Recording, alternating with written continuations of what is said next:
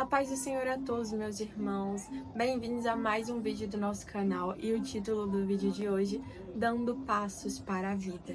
Na verdade, essa é a continuação do vídeo passado, que não coube todo o estudo num vídeo só, né? Ficou muito grande. Mas nós vamos dar continuidade à reflexão lá do capítulo 4 de Efésios, onde Paulo nos chama a fazer um autoexame da nossa nova natureza em Cristo. Lembrando a vocês que o propósito do Senhor para nós, o plano do Senhor é que os nascidos de novo, agora em sua natureza não mais da carne, mas do Espírito, cresçam e vivam para aquilo que o Senhor nos criou, que é para sermos imagem e semelhança dele. Então nós prosseguimos dia após dia nessa árdua batalha interior, travando guerras e guerras na nossa mente e consigo mesmo todos os dias, para viver uma vida em obediência ao Senhor, já andando nos caminhos da vida eterna. Lá no capítulo 4 de Efésios, no verso 29, a palavra do Senhor vai dizer: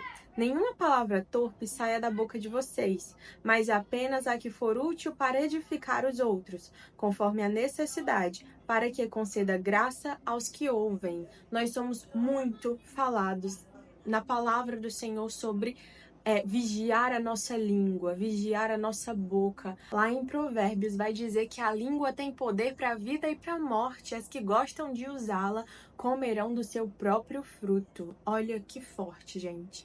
Então, se você é uma pessoa que está sempre jogando maldição dentro da sua casa, que está jogando maldição nos seus filhos, maldição nos outros, saiba que você está caminhando para o caminho errado. Esses dias eu assisti o vídeo de uma senhora, já de idade, que ela disse que quando a filha dela era mais nova, ela não era bonita, mas ela ficava ali: filha, você é linda, você é maravilhosa, você é muito bonita. E a filha dela realmente foi ficando mais bonita com o tempo. Então, para você ver, o mundo em que a gente vive vai totalmente contra os ensinamentos bíblicos. Deus diz: falem bem sobre alguma coisa para que venha graça sobre isso. E normalmente quando a gente não tá feliz com alguma coisa, com o emprego, com o marido, com o patrão, a gente maldiz essa coisa. Então a gente tá ali chamando para que aquilo piore cada vez mais. Quando o Senhor diz: derrame graça sobre isso através da sua boca. Então nós temos que falar que o nosso marido é maravilhoso, né? Temos que falar que os nossos filhos são maravilhosos, porque as pessoas, elas acreditam naquilo que você fala. Inclusive, muitas pessoas que se tratam com terapia hoje em dia, elas têm crenças limitantes que travaram a vida delas por conta de coisas que elas ouviam na infância, dizendo que elas não iam conseguir ser ninguém, que elas não iam conseguir prosperar, e isso que elas ouviam realmente travou a vida delas. Então você vê aí a importância de escolher as palavras que saem da sua boca. No versículo 30 diz: não entristeçam o Espírito Santo de Deus, com o qual vocês foram selados para o dia da redenção. Livrem-se de toda a amargura, indignação e ira, gritaria e calúnia, bem como de toda maldade. Sejam bondosos e compassivos uns com os outros, perdoando-se mutuamente, assim como Deus os perdoou em Cristo. Então aqui são 3 versículos que formam um ensinamento só, né? Quando você tá ali cheio de ira, cheio de amargura dentro de você, aquilo te adoece. Se você for para qualquer psicólogo e você começar a falar sobre sentimentos que estão ali te amargurando, ela vai te dizer isso, que aquilo tá te adoecendo.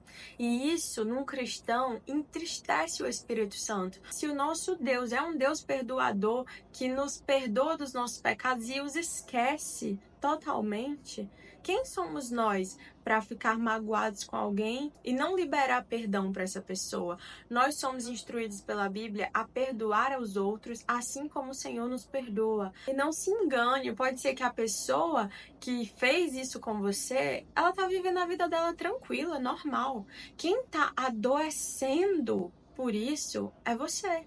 Quem está sendo esmagado por esse sentimento, corroído, é você.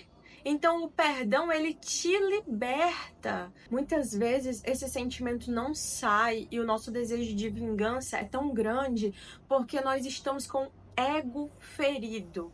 E nós não descansamos até que nós viemos a conseguir também ferir o ego daquela pessoa. É uma disputa de egos para ver quem está mais acima. Mas o Senhor Deus nos ensina a pensar de uma forma totalmente diferente da nossa natureza e das coisas que esse mundo ensina. Ele nos ensina a perdoar 70 vezes 7. O Senhor nosso Deus diz: sejam meus imitadores. Assim como eu perdoei vocês, vocês também devem perdoar. Como a gente acabou de falar, aqui no comecinho do capítulo 5, no verso 1, ele vai dizer: portanto, sejam imitadores de Deus como filhos amados, e vivam em amor, como também Cristo nos amou e se entregou por nós como oferta e sacrifício de aroma agradável a Deus. O Senhor está nos chamando a imitá-lo. Sabe, quando a Bíblia descreve Deus, descreve como Jesus foi servo, como se doou pelo outro e seguir os seus passos, passos de santidade. Por isso, agora mais abaixo, ele vai falar: entre vocês não deve haver nem sequer menção de imoralidade sexual, como também de nenhuma espécie de impureza e de cobiça, pois essas coisas não são próprias para os santos. Aqui o Senhor vai nos falar de um pecado que é muito cometido, que é o pecado sexual. Paulo fala que qualquer outro pecado fora do corpo nós o cometemos, mas o pecado sexual é um pecado que é no próprio corpo. É como que fazer algo horrível com o templo do Espírito Santo. Imagina que você é verdadeiramente um templo físico. É como se fizesse algo obsceno ali. Você faria uma coisa obscena na igreja?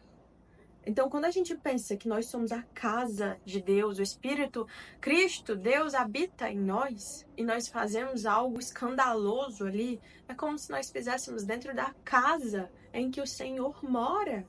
Então, nós temos que ser santo porque o Senhor habita em nós.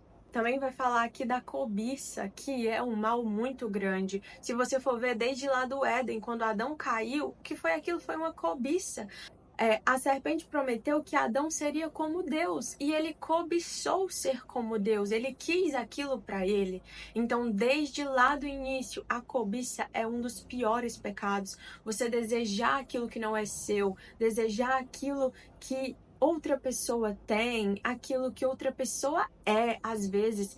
E esse é um pecado que você tem que diariamente, se você sente, estar confessando ao Senhor, que é para poder ir trabalhando e tirando aquilo de você. Porque se você permitir que esse pecado cresça dentro de você, que é um pecado que muitas vezes a gente não controla, simplesmente olhou, desejou, sabe? Desejou ter aquela casa, desejou ter aquele carro.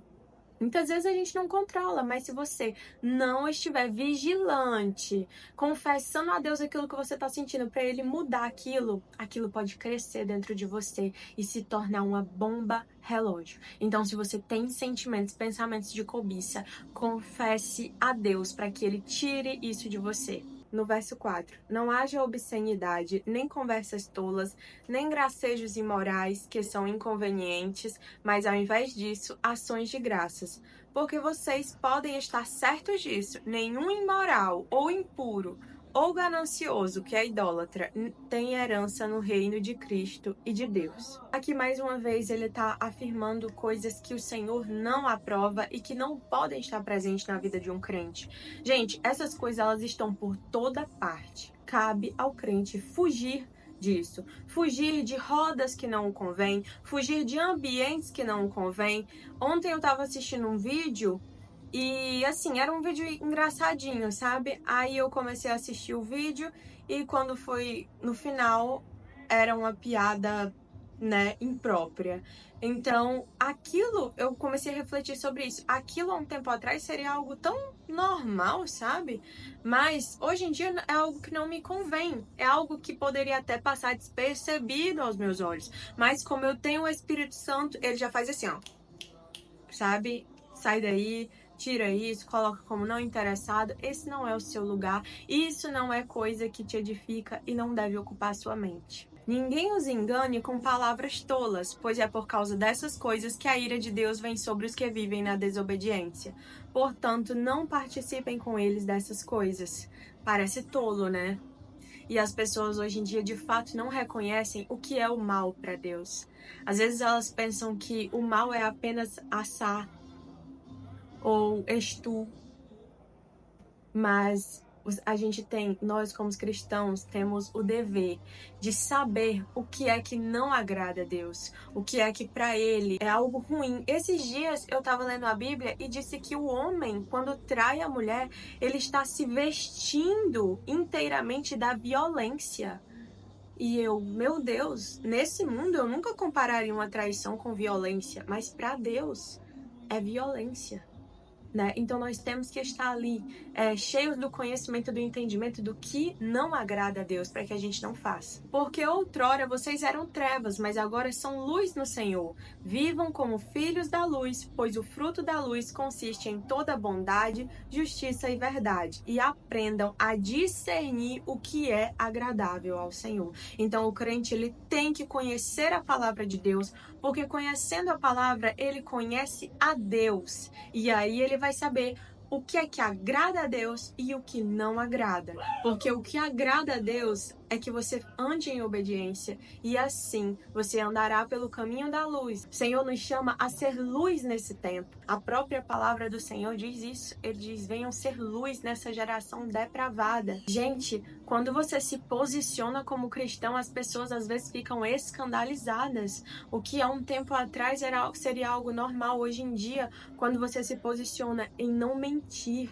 em não fazer algo errado, as pessoas se espantam, porque o mundo está tão depravado que isso está virando normal. Mas para o cristão isso não pode e jamais poderá ser normal. Nós precisamos ser luz ainda neste tempo, muito mais agora, porque a escuridão tem se intensificado de forma espantosa. É isso, meus irmãos, esse foi o vídeo de hoje. Continuem dando passos de luz nesse mundo, seguindo o caminho da verdade e vivendo uma vida digna do Evangelho de Cristo. Um beijo, espero vocês no próximo vídeo. A paz do Senhor Jesus a todos. Fiquem com Deus.